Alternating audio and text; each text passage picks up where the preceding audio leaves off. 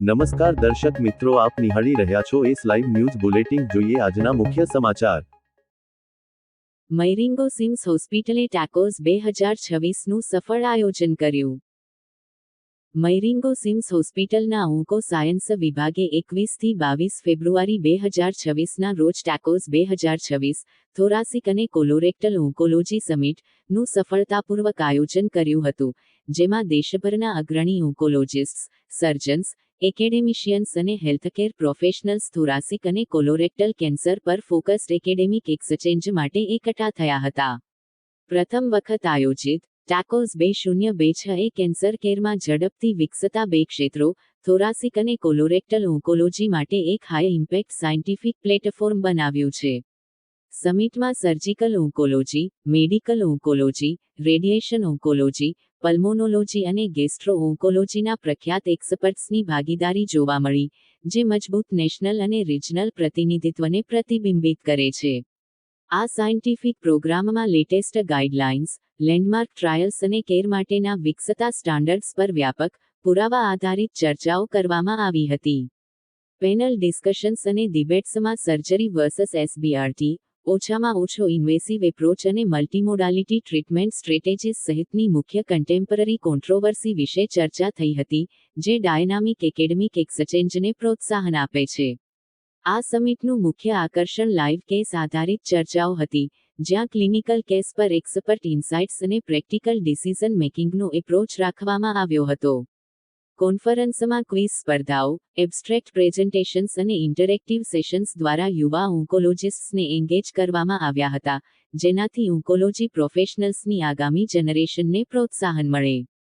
Multidisciplinary approach પર ભાર મૂકતા, ટાકોઝ 2026 એ કોલાબરેટિવ, ટીમ આધારિત કેન્સર કેર અને પ્રિસિઝન ઓન્કોલોજીના મહત્વ પર પ્રકાશ પાડ્યો હતો. આ સમિટે લેટેસ્ટ રિસર્ચ અને તેના પ્રેક્ટિકલ ક્લિનિકલ એપ્લિકેશન વચ્ચેના અંતરને સફળતાપૂર્વક દૂર કર્યું હતું, જેમાં ફેફસા, અન્નનળી અને કોલોરેક્ટલ કેન્સરમાં દર્દીનું સ્વાસ્થ્ય સુધારવા પર સ્પષ્ટ ધ્યાન કેન્દ્રિત કરવામાં આવ્યું હતું.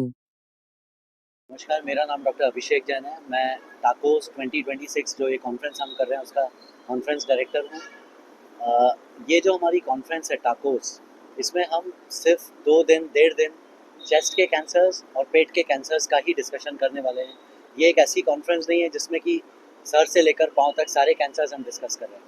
ये पर्टिकुलरली सिर्फ चेस्ट के कैंसर्स, मतलब आज का दिन हमने सिर्फ लंग कैंसर, फेफड़ों का कैंसर और आहार नली का कैंसर उसके लिए रखा हुआ है.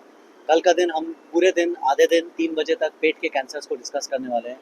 इसमें हम इन कैंसर्स में उपयोग होने वाली कीमोथेरेपी, रेडिएशन थेरेपी, कौन कौन सी डिफरेंट सर्जिकल टेक्निक्स हैं, रोबोटिक सर्जरी हुई या फिर ओपन करके या छोटे से कट से दूरबीन से करने वाली सर्जरी, ये सारी चीज़ों को हम डिस्कस करने वाले हैं. और इसमें हम मेन जो दुनिया भर में जो भी एविडेंसेस होते हैं उनको हम डिस्कस करके एक कॉमन कंसेंसस पर आते हैं कि डिफ़िकल्ट केसेस को कैसे मैनेज किया जाए, उसको अच्छे से पेशेंट को ट्रीट करके कैसे घर भेजा जाए, कैसे ठीक किया जाए. तो हम इस कॉन्फ्रेंस का हमारा मेन पर्पस ये है कि हमें एक कॉमन कंसेंसस पे आना है और पेशेंट को कैसे ठीक करके घर भेजना है, ये हम मेन इस कॉन्फ्रेंस में डिस्कस करते हैं. और करीब हमने 20 से 25 नेशनल फैकल्टीज़ बुलाए हुए हैं from all across the country, जो कि आके अपना एक्सपर्टीज़, अपना एक्सपीरियंस शेयर करेंगे और जूनियर्स के लिए बहुत ही एक अच्छा लर्निंग प्लेटफॉर्म है. इस कॉन्फ्रेंस में हमने एक जूनियर्स के लिए क्विज कॉम्पिटिशन भी रखा हुआ है, पेपर पोस्टर प्रेजेंटेशंस. सो ये बहुत ही एकेडमिकली रिच एक हमने एक प्रोग्राम फिक्स किया हुआ है 1.5 दिन तक, जिसके बारे में और आपको doctor Bhavesh, doctor Devang, doctor Nishant बताएं. We consultant surgical oncologist, mainly GI અને gynaec surgical oncology Marengo CIMS hospital ખાતે પ્રેક્ટિસ કરું છું. મારી સાથે senior medical oncologist doctor Bhavesh Parekh અને radiation oncologist doctor Devang Bhavsar available છે. અમારી આ મેઇન કોન્ફરન્સનો જે હેતુ હતો કે જે રીતે કેન્સર સાયન્સ દિન પર દિન આગળ વધી રહ્યું છે અને કેન્સર કેસ પણ ખૂબ ઝડપથી વધી રહ્યા છે, તો આજના દિવસે નીડ ઓફ ધ અવર એ છે કે દરેક સાયન્સમાં ખૂબ જ ઊંડું ઉતરીને ડૉક્ટરે પ્રેક્ટિસ કરવી પડશે. અમારે જ્યારે સ્ટડી કરીને બહાર નીકળ્યા હતા, આજના દિવસમાં જે કેન્સરની ટ્રીટમેન્ટ થઈ રહી છે એમાં ખાસો ફરક છે. ડેઇલી અમારે પણ નોલેજ અપડેટ કરવું પડે છે. કોઈ પણ એક ડૉક્ટર માટે ડે ટુ ડે લાઈફમાં રૂટીન પ્રેક્ટિસમાં આ નોલેજ ગેઇન કરવું એટલું શક્ય હોતું નથી. પણ આવા જે કોન્ફરન્સનો હેતુ મેઇન એ જ છે કે દેશના પ્રખ્યાત બધી જ ફેકલ્ટીઝ એક જગ્યાએ એકત્રિત થાય detail discussion point to point discussion થાય, જેમાં દરેક પોતાનો એક્સપિરિયન્સ શેર કરે અને સાથે સાથે સાયન્ટિફિક પુરાવા પણ શેર કરે. એનાથી એક કોમન કન્સેન્સસ ગાઈડલાઇન બને કે જે ડે ટુ ડે પ્રેક્ટિસમાં અમે એપ્લાય કરી શકીએ. આજથી 5 વર્ષ પહેલાં કદાચ અમે જે પ્રેક્ટિસ કરતા હતા, આજે જે પ્રેક્ટિસ કરીએ છીએ અને કદાચ આવતીકાલે જે પ્રેક્ટિસ કરશું એમાં ઘણું અંતર હોય છે. તો મુખ્ય હેતુ એ છે કે દિન પર દિન દરેક ડૉક્ટર પોતાનું નોલેજ અપડેટ કરે, જેનાથી પેશન્ટને બેસ્ટ સર્વિસ મળી શકે. પર્ટિક્યુલરલી જે જુનિયર ટ્રેનિંગ ડૉક્ટર્સ છે કે જે લોકો પણ આમાંથી ઇન્સ્પિરેશન લઈને આમાંથી નવું ને નવું શીખતા રહે. તો પર્ટિક્યુલરલી જે સોલિડ ઓર્ગન્સની આપણે વાત કરીએ તો જે ફેફસા છે, અન્નનળી છે અને કોલોરેક્ટમ એટલે કે આંતરડાના મળમાર્ગના કેન્સર છે. આ 3 કેન્સર દિન પર દિન ખૂબ ઝડપથી વધી રહ્યા છે, જેનું મુખ્ય કારણ આપણી ઓબેસિટી, ફિઝિકલ એક્ટિવિટીનો અભાવ અને જંક ફૂડ્સ અથવા ચરબીયુક્ત આહારની પદ્ધતિઓ છે. તો એટલો બધો મોટો બર્નિંગ પ્રોબ્લેમ છે અને એક નેશનલ હેલ્થ ઇસ્યુઝ આપણે ગણી શકીએ છીએ.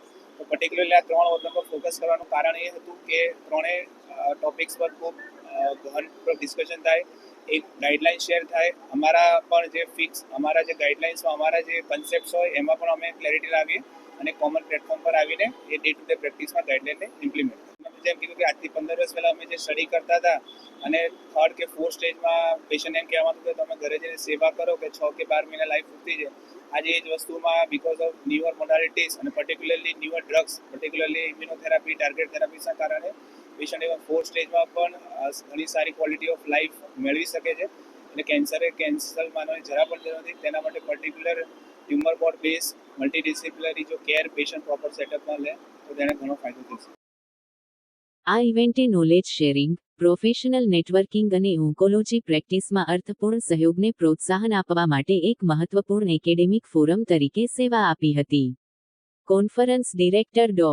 અભિષેક જૈને જણાવ્યું હતું કે ટાકોઝ 2026ની કલ્પના અર્થપૂર્ણ વાર્તાલાપ, પુરાવા આધારિત ચર્ચાઓ અને મલ્ટીડિસિપ્લિનરી કોલાબોરેશન દ્વારા થોરાસિક અને કોલોરેક્ટલ ઓન્કોલોજીને આગળ ધપાવવા માટે એક ડેડિકેટેડ એકેડેમિક પ્લેટફોર્મ તરીકે કરવામાં આવી હતી. સમિટે દર્દીઓનું સ્વાસ્થ્ય સુધારવાના હેતુથી લેટેસ્ટ રિસર્ચ અને ઇનોવેશનને પ્રેક્ટિકલ સ્ટ્રેટેજીમાં સફળતાપૂર્વક રૂપાંતરિત કરી હતી. કોન્ફરન્સ ડિરેક્ટર ડો. નિશાંત સંઘવીએ જણાવ્યું હતું કે ટાકોઝ 2026 એ કોલોરેક્ટલ ઓન્કોલોજીમાં નેશનલ અને ઇન્ટરનેશનલ પદ્ધતિઓ પર ચર્ચા વિચારણા માટે મહત્વપૂર્ણ પહેલ છે. આ પ્લેટફોર્મ અર્થપૂર્ણ સાયન્ટિફિક એક્સચેન્જ અને કોલાબોરેટિવ લર્નિંગને સક્ષમ કરે છે તથા સમગ્ર ભારતમાં દર્દીઓની સ્થિતિ સુધારવા અને કેન્સર કેરના સ્ટાન્ડર્ડ્સને મજબૂત બનાવવામાં ફાળો આપે છે. સર્જિકલ ગેસ્ટ્રોએન્ટ્રોલોજિસ્ટ ડો. મનીષ ગાંધીએ જણાવ્યું હતું કે ટાકોઝ 2026 એ ફક્ત એક કોન્ફરન્સ જ નથી પરંતુ વિઝન, કુશળતા અને ઇનોવેશનનું સંકલન છે.